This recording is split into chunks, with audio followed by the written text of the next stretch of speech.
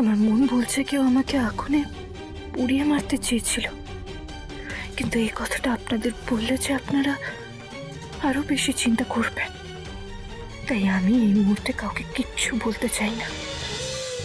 আমাকে ক্ষমা করে দেবেন, আমার জন্য আপনাদের দোল উৎসবটাই মাটি হয়ে গেল। দোল তো প্রতি বছর আসবে কুসুম, পরের বছর আনন্দ করব আমরা। আমি সেসব নিয়ে ভাবছি না, কিন্তু আমি ভাবছি তোমার সঙ্গে যা যা হয়েছে সেই সবের জন্য আমি দায়ী। ও মা, দেবী মা, আপনি এইসব কি কথা বলছেন? আপনি কেন দায়ী হতে যাবেন? আমি দায়ী কুসুম, কারণ তুমি আমাদের সবাইকে প্রোটেক্ট করে রাখো, সামনে রাখো। আমি পারিনি তোমায় প্রোটেক্ট করতে, তাই তো এমনটা হলো। আমার দায়িত্ব আমার সংসার, আমার সন্তান, আমার পরিবারের লোকদের আগলে রাখা। আমি তো সেটা পারিনি, তাই দোষটা আমারই। হ্যাঁ ঠিকই তো, তুমি বাড়িতে ফেরো, তারপর তোমাকে নিয়ে আমরা সবাই আনন্দ করব, ঠিক আছে?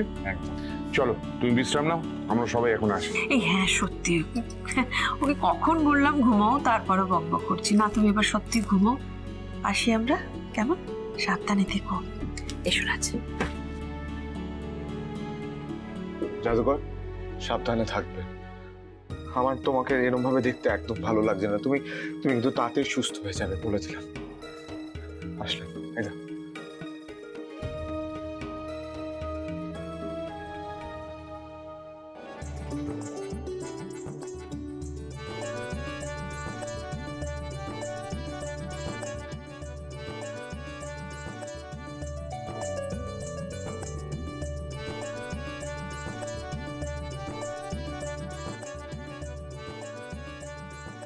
ছোট সাহেব, আপনি এখন বাড়ি যান।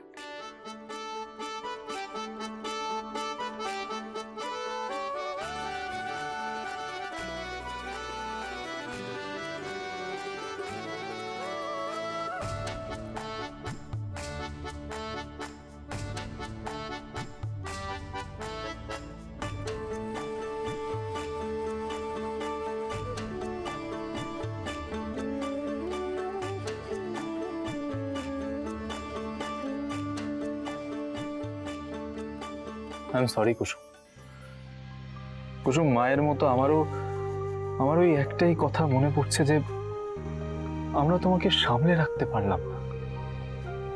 তুমি আমাদের পরিবারের জন্য একের পর এক সমস্ত বিপদের সাথে লড়াই করেছো, কিন্তু তোমার বেলা আমরা সেটা করতে পারলাম না কুসুম।